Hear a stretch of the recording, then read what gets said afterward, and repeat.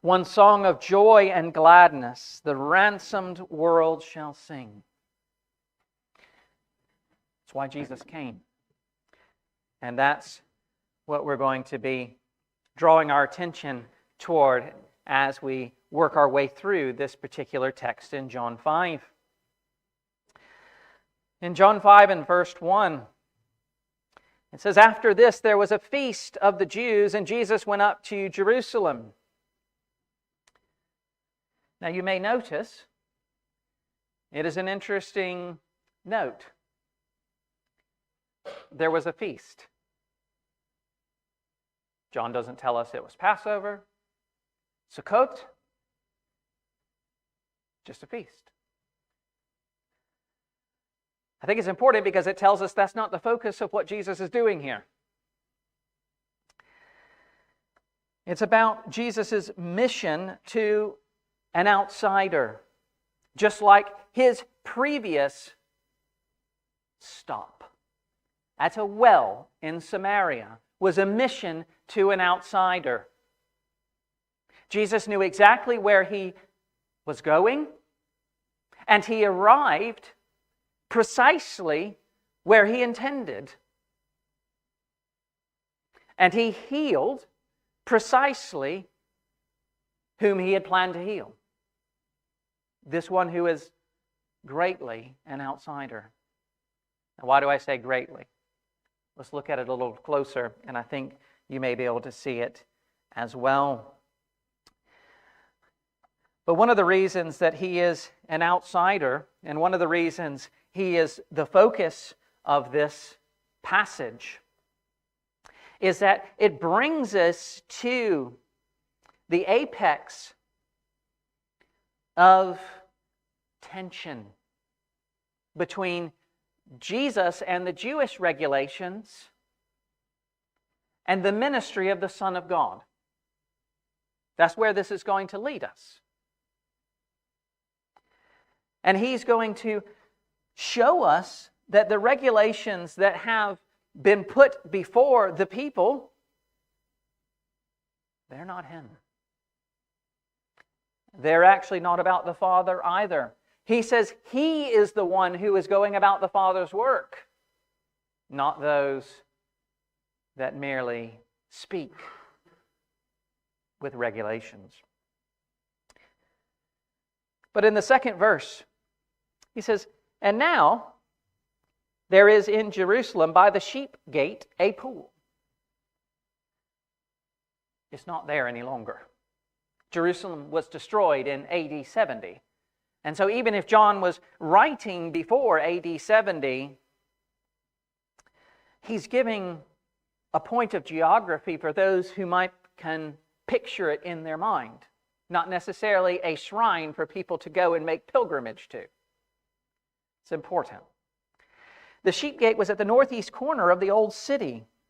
Bethesda meant the house of mercy. And so that's why there were many gathered there. The blind, the sick, the lame, the paralyzed. Those needing help. Those who were desirous of mercy. Odd fact, St. Anne's Church sits on top of present day those pools which have been excavated underneath. They were there. It's just they've been built upon in later days. But that brings us to verse 3, and we really begin to get into the story a bit. We get to understand what's going on here.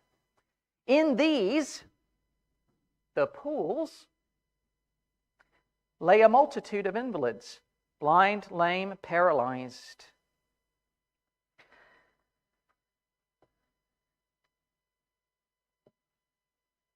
Well, why were they sitting in the pool? Kind of a weird statement. It wasn't because it was a hot day and they just wanted to be cool. That's why you would find us in the pool. In fact, I think we should have service there, the way I feel at the moment. Come on, guys.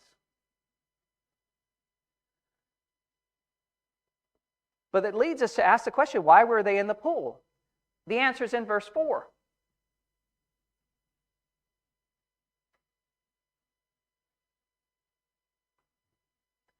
You find verse 4. This is the test to see whether you're following along. So verse 4 is not there in the ESV. It goes from verse 3 to verse 5. The answer is still in verse 7. It's not that the Word of God is lacking, but verse 4, there is a textual variant there. And I'm going to read you what is in verse 4 because you've probably read it as if you were reading it in another version, an older version at some point in time. Verse 4 originally said this: "From time to time," this is why the people were gathered there, under the colonnades beside the pools, "an angel of the Lord would come down and stir up the waters." The first one to sit into the pool or go into the pool after the disturbance would be cured of whatever disease they had. So if you go look at a version like the King James or something, you'll see this verse retained. And the footnote also mentions the verse at the bottom of your page.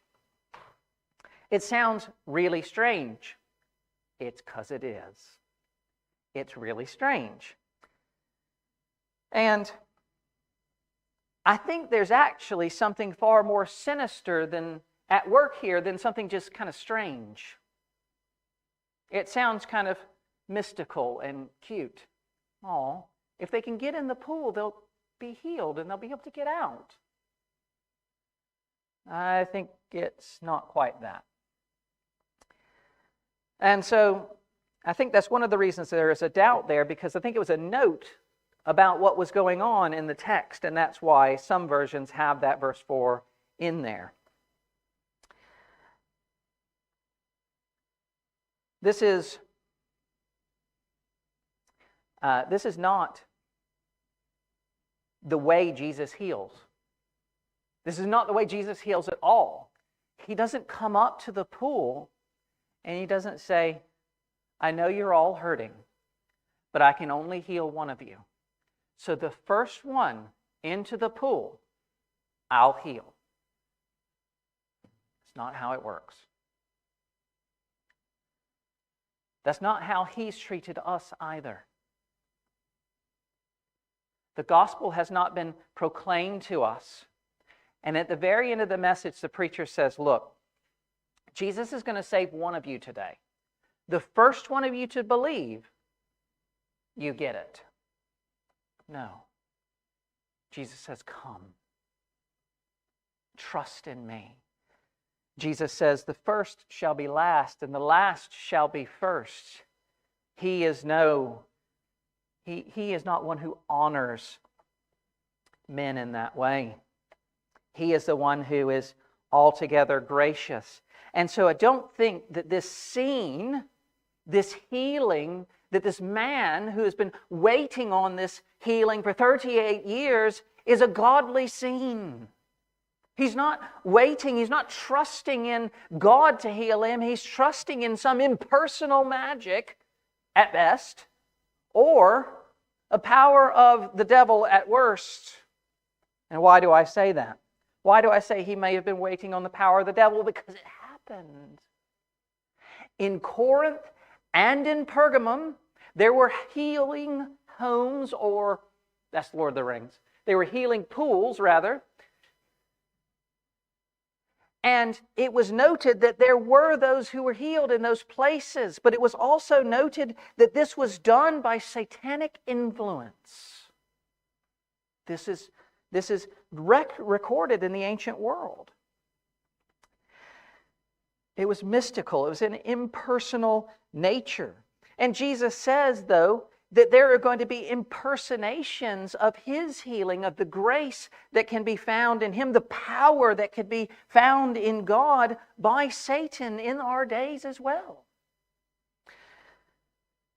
And Paul speaks of this quite plainly in 2 Thessalonians 2, verse 9. That there would be power employed by Satan for the purpose of deception. Jesus speaks of false Christs, those who would impersonate him that are not him. that these false ones would perform great signs. Why? To deceive even the very elect if it were possible. Satan wants to lure us away from the true Christ. He doesn't want us to trust in the one who can really make well our souls. That's the crux of this, is Jesus is saying, I can make you well to this man. Not throw you into a pool so you could be mystically able to walk again, but I want to make you well, body and soul. I want to offer you grace, unmeasured, boundless, and free.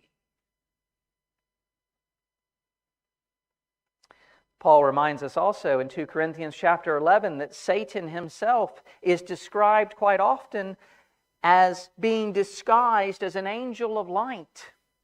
You say, what about the angel in the pool? Very well could have been that. Now, I won't stake my ministry on that interpretation, but I don't think that all's well at this particular pool. I think there's something more sinister going on there. And Jesus is calling the paralyzed man out of this. He's saying, you don't have to live in this paradigm. I've come to you. I'm asking you, do you want to be healed? Really be healed? And it's the same thing that Jesus comes to us. Do you want to be healed? Really healed? And the question hangs in the air. And so we go down to verse 6 and 7. And what do we find? When Jesus saw him lying there and knew, some translations have, he learned that he had been there for a long time. The word is nous, like your noodle. You heard that word before. Your mind. He knew all things. He knew he'd been lying there. He knew the position, the desperate position that the man was in. He said to him, do you want to be healed? And the sick man answered, sir. He just says it respectfully. He's just like, Lord, respected one. He doesn't know who he is. He doesn't know he's Jesus. I have no one to put me in the pool when the water stirred up. And we go back to this. I'm glad you're offering to give me a hand into the pool. So maybe if the pool should happen to be stirred at this moment, you could kind of toss me in before someone else gets in. Because while I'm going down, he says, someone steps in before me. Jesus knew about this man's condition. Jesus heals him personally. Not by throwing him in the pool. Jesus heals him personally by his word. And the force in this passage is to believe in Jesus himself as the Son who stands before him. There is a major difference between wanting to be healed and trusting in Jesus, the Son of God.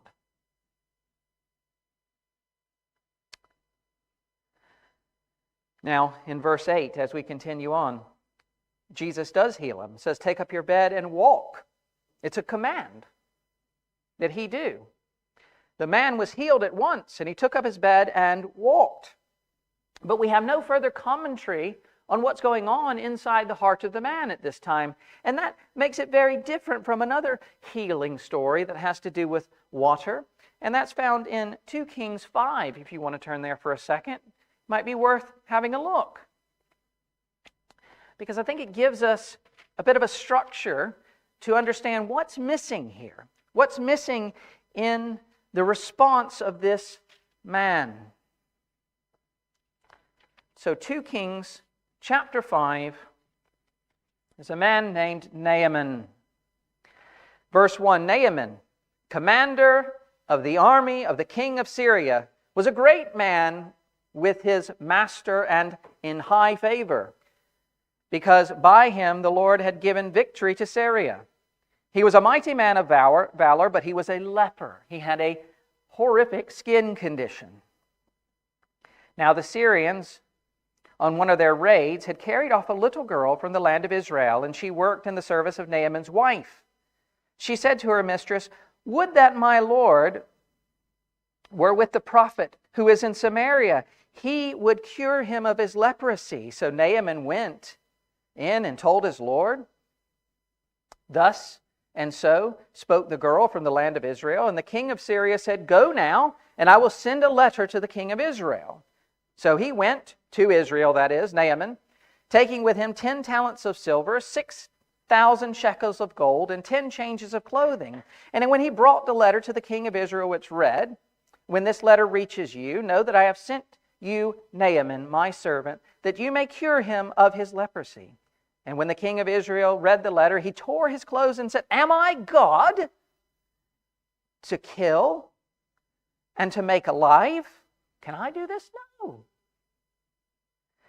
That this man sends word to me to cure a man of leprosy? Only consider and see how he is seeking a quarrel with me." They said, this is a political trick. This is not going to be good. That's what the king of Israel says. But when Elisha, the man of God, heard that the king of Israel had torn his clothes, he sent to the king, saying, "Why have you torn your clothes? Let him come to me, that he may know that there is a prophet in Israel." So Naaman came with his horses and chariots and stood at the door of Elisha's house. And Elisha sent a messenger to him, saying, "Go and wash in the Jordan 7 times, and your flesh will be restored, and you shall be clean." Listen to the response. But Naaman was angry and went away, saying, "Behold, I thought that he would surely come out to me and stand and call upon the name of his God and wave his hand over the place and cure the leper." He wanted some ritual. Are not Abana and Parphar, the rivers of Damascus, better than all the waters of Israel? Could I not wash in them and be clean? So he turned and went away in rage. Forget it. But the servants came near and said to him, "My father, it is a great word the prophet has spoken to you. Will you not do it? Has he actually said to you, 'Wash and be clean'?" So he went down and dipped himself 7 times in the Jordan, according to the word of the man of God. And his flesh was restored like the flesh of a little child, and was clean. And when he returned to the man of God, he and all his company, and he came and he stood before him, he said, "Behold, I know there is no God in all the earth but in Israel. So accept now a present from your servant." So, Naaman, unlike this paralytic man, has no confidence that this plain water is going to do anything for his condition. And what happens? Naaman is healed, and what does he say? "Elisha, you're the best. You're amazing. You truly are a great man." No. He says, there is only one God in all the world, and it's your God. He believes. And so juxtapose that with the account that we have here in John 5. The thrust is that the man would trust the one who stands before him and has made him well. The word is that he's made him whole. But we in our hearts would often think that the focus should be on he was made whole, he was made well. That's what we wanted, right? But the word is he became well. He became well. He became whole. And John likes this word, became. He uses it over and over again. Do you know what he most commonly uses? It is in the first chapter. It's how the world was made. It's how the world came into being through the Son. John is pointing us to Jesus, who through his very words is able to tell this man to stand up, take up his mat, and walk just like he did in the very beginning. He spoke the world into existence, and he made it whole. It became. He's able to do this. And so we stand back and we're able to see that God has far more that he's trying to show us than just this man who needs to be healed, who's sitting at a colonnade under a roof beside a pool. But he's showing that there is a God who is able to make well, to give wholeness to the world. Jesus says, I have overcome the world. He shows his authority as the Son of God, the divine Son, in this moment. But what happens then? Well, Jesus does heal him, ignoring his lack of faith. Did you notice that? He ignores the lack of faith of the man. He just says, take up your mat and walk. Why does he do that? Well, I think this is really, really helpful. Because he says, take up your mat and walk, so that the man would just not be like, oh, let me stand on my legs. Let me try them out. I haven't walked in 38 years. Let me see if they'll support my mat. No, he had been made healed. He had been made whole. It wasn't just a test. Jesus wants him to take up his mat and walk so he will no longer take up residence beside this pool that he's been counting on for his healing. He wants him to leave that place. He wants him to take up his mat and don't come back. Because Jesus is in front of him. Leave that pool, leave those hopes, leave those fears. Leave the life that you've been living and follow me. What happens though? The man leaves and he's been healed on the Sabbath. Was that unintentional? Did Jesus forget? No. It's his Father's will. He is, as verse 18 says, this is why his healing on the Sabbath, the Jews were seeking to kill him. Not only because he was breaking the Sabbath, but that he was even calling God his own Father, making himself equal with him. The Jews, seeing the man who had been lame for 38 years, hearing this man's story, what would your response have been?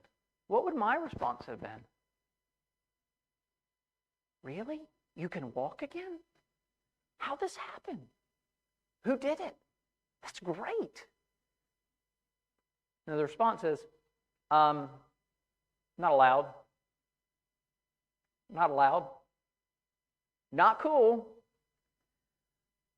It's not even good you're healed because it was done on the Sabbath. So it couldn't have been of God. They even deny that it was of God because God wouldn't work on the Sabbath. They had 40 minus 1. I don't know why they do this. Jews like to do 40 minus 1. They had 40 minus 1 ways that prohibited work on the Sabbath day.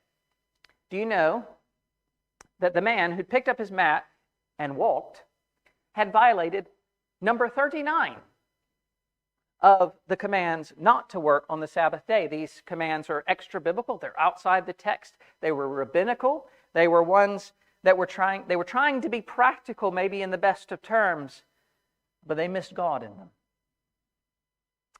And so the regulation that he had violated by picking up his mat and walking was that he was moving from one domain to another. That's how the regulations were written. He was guilty of moving from one domain to another, and that was not okay on the Sabbath. And so they don't look at this in a favorable light. They don't care if he's healed. It was done outside of the box. God doesn't work outside of my box. Well, unfortunately, friends, it does. And he does. God is much bigger than the confines we may try to put on him. And so we must trust in what he tells us as we consider things like this. Looking down to verse 14, really very much of a focus here. Afterwards, Jesus found him in the temple. So there's some point later in the future, Jesus finds the man that he had healed beside the pool back in the temple, which is a good place for him to be. We don't know why he's there. But it's after the crowds have dispersed. There's been some time in between. One side note that's worth mentioning and it's been true about you if you know Jesus, which I trust that many do in this place, is Jesus frequently finds the people he's looking for. That might be worth noting. Because he is seeking us. He is seeking those who would be his. That's why he's called the shepherd of the sheep. He runs down, he chases after the lost ones to bring them back. And so in the same way, he finds this man in the temple. And he says something particularly peculiar. He says, "See, you are well." He's reminding him of what has happened. "Sin no more, that nothing worse may happen to you." That's curious. That's quite curious. What does he mean? Does he mean that if you continue to sin, that you will be cursed? Absolutely not. That's not the way God works. God is gracious. He's full of compassion. He is slow to anger. He is not a God who's capricious. His judgment is perfect and righteous in every way. No, he says, sin no more, that nothing worse may happen to you, because here it is. He needs to trust in the Jesus who's staring him in the eyes, so that his sins may be forgiven. Because if he remains in his sin, 38 years of paralysis will be as nothing to an eternity without the Son of God. That would be far worse than 38 years of paralysis. It would be an eternity of separation from the God of all. Death, it has a beginning. God's word tells us that all sin, it actually leads to death. So any sin, including his lack of faith, an unbelieving heart, a rejection of the Son of God, it leads to death and separation, which is far worse. And if he continues to believe in such things as what he had spoken of at the pool, the miraculous, the unseen, there's only one other example of that sort of thing actually in the New Testament, is when Jesus heals the demoniac. And he cleanses them from the demons that had inhabited him. And he warns him to come to him. Because once the house has been cleansed, if he goes back to his former master, if he goes back to the darkness, his end will be far worse than where he was when Jesus cleansed the house. And so Jesus is calling the paralytic. He says, "Come to me. Come to me. Trust in me," because that's what John is calling everyone who reads his gospel. That they would believe on the Son of God and know who he is. And so I think moving back, and as I close, I think this is a much bigger picture that's in focus here. We could even call it a polemic against the power of this world and the power of the Son of God who came in. The power of the Son of God who came down. Because he has defeated. He has overcome the world. The world has no hold on him. It is defeated by the power of his word.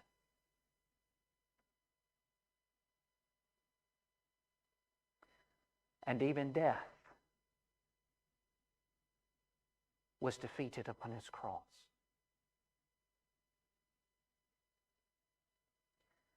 And so there is safety, there is wellness, there is wholeness provided by the Son. That we would become whole.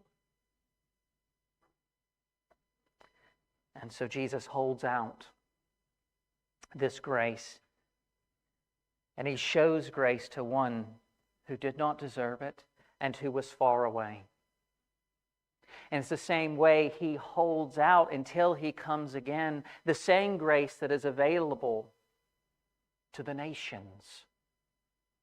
That they would hear of him, that they would come to him, that they would trust in his name and be made well by his love. Let's pray together.